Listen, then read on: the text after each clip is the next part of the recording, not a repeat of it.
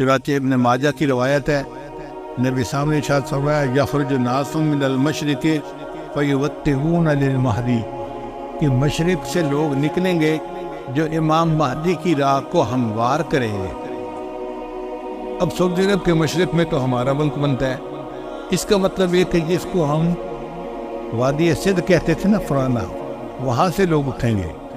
یہ پاکستان اور افغانستان کے درمیان کا ایک علاقہ بنتا ہے۔ اللہ کی ایمان والوں کو یہاں سے اٹھائیں گے اور پھر وہ امام مہدی کے آنے کی راہ ہموار کریں گے۔ بیت المقدس 3 مرتبہ فتح ہوا۔ ایک مرتبہ عربوں نے فتح کیا حضرت عمر لانو کے زمانے میں بغیر لڑائی کے، کافروں نے چابیاں ہی حوالے کر دی تھی۔ دوسری سطح صرف کردستان کا ایک نوجوان تھا جس کا نام تھا صلاح الدین ایوبی، اس نے صلیبی جنگیں لڑیں اور کافروں سے بیت المقدس کو فتح کروا لیا۔ اب تیسری مرتبہ وہ پھر فتح ہوگا، اور ہمارا یہ گمان ہے کہ اللہ تعالیٰ یہ اعزاز پاکستان کے لوگوں کو عطا فرمائے۔ علامہ اقبال نے بہت خوبصورت شعر کہا ہے فارسی میں، خضر وقت از خلوت دشت حجاز آید برو، خضر وقت سے مراد امام مہدی، خضر وقت از خلوت دشت حجاز آید برو، کاروان زی وادی دور و دراز آید برو، یعنی زی عظیم یہ کارواں جو ہے نا یہ دور دراز سے آئے گا اور حجاز کے اندر آ کر یہ برآمد ہوگا۔ حدیث مبارکہ میں بھی ہے کہ امام مہدی آئیں گے مگر وہ چھپے ہوں گے، اپنے آپ کو چھپائیں گے۔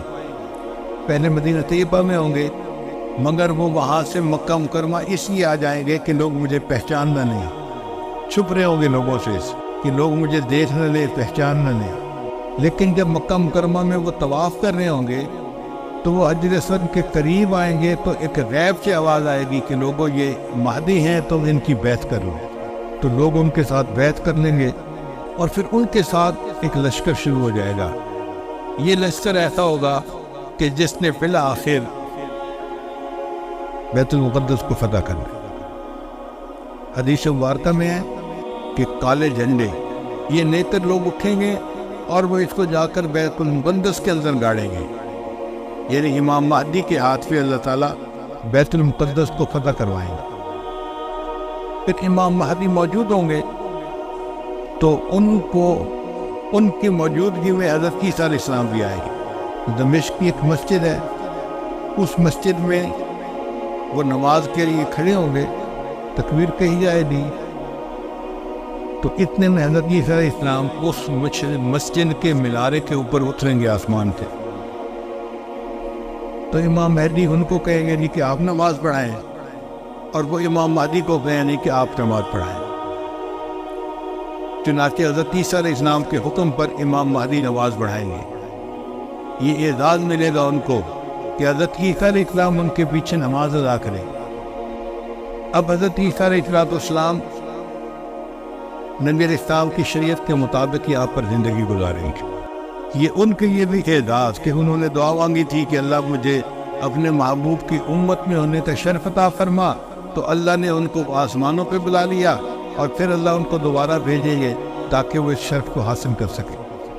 پھر حضرت عیسیٰ علیہ السلام بیت المقدس آئیں گے، اتنے میں دجال بھی آ جائے گا۔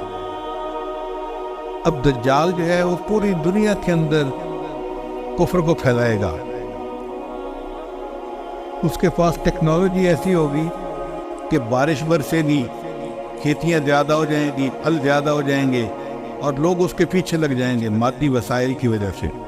بلکہ حدیث پاک میں آتا ہے کہ اس کی پیروی کرنے والی عورتیں زیادہ ہوں گی، کیونکہ عورتوں میں مادیت پرستی زیادہ ہوتی ہے، چمک دمک ان کو زیادہ کھینچتی ہے، تو یہ دجال کے فتنے میں زیادہ گرفتار ہوں گی۔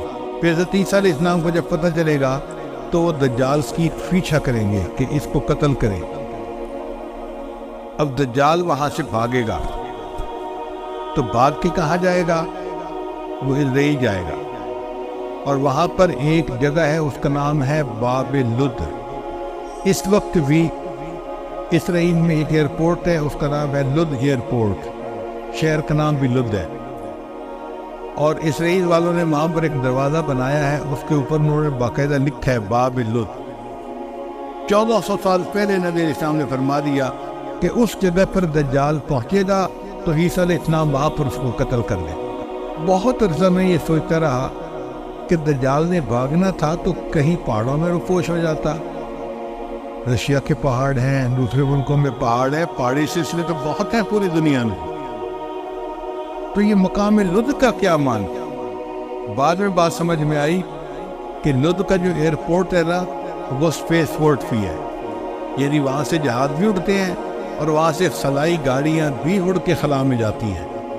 اس کا مطلب یہ کہ دجال یہ چاہے گا کہ میں لد پہنچوں اور وہاں سے سپیس شپ میں بیٹھ کے میں خلا میں چلا جاؤں، کیونکہ دنیا تو مجھے یہ نہیں چھوڑیں گے، تو میں یہاں دنیا سے چلا ہی جاؤں۔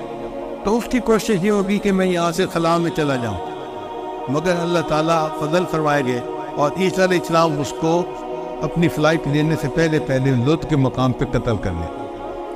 پھر اس کے بعد عیسیٰ علیہ السلام بیت المقدس کے تخت پر بیٹھ کر پوری دنیا کے فیصلے کریں گے۔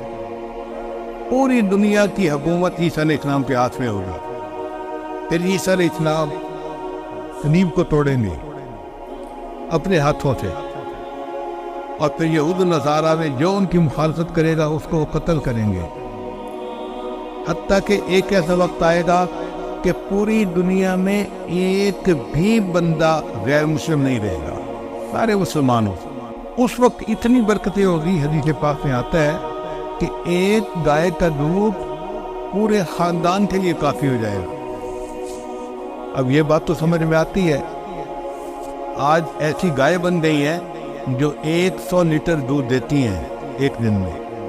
اب 100 لیٹر تو واقعی پورے خاندان کے لیے کافی ہے، 40-50 گھروں کے لیے کافی ہو جاتا۔ یہ باتیں نبی سامنے اس وقت فرمائی جب کہ لوگوں کو اس کا تصور بھی نہیں ہو سکتا تھا۔ میرے آقا صلی اللہ علیہ وسلم کی نگاہ کیسی تھی؟ یہ نگاہ نبوت تھی جو بہت دور دیکھ لیتی تھی، کہ 1400 سال پہلے بیٹھ کر ایسی باتیں کی جیسے آج اپنی آنکھ سے دیکھ کے کوئی بندہ باز کر رہا ہوتا۔ پھر عیسیٰ علیہ السلام فوت ہو جائیں گے، اور اس کے بعد جو بگاڑ آئے گا نا وہ پرورن بگاڑ ہوگا، اور اس کے بعد پھر قیامت قائم ہوگی علی شرار الناس، ان لوگوں پر جو سب سے زیادہ شریر لوگ ہوں گے۔ تو ایسے لگتا ہے حالات سے کہ قیامت کے بڑی بڑی نشانیاں پوری ہو گئی، اب امام مہدی کے آنے کا وقت بہت قریب ہے۔ یہ جو حالات میں اتنی بڑی تبدیلی نظر آ رہی ہے نا، یہ کسی چیز کا پیش خیمہ ہے۔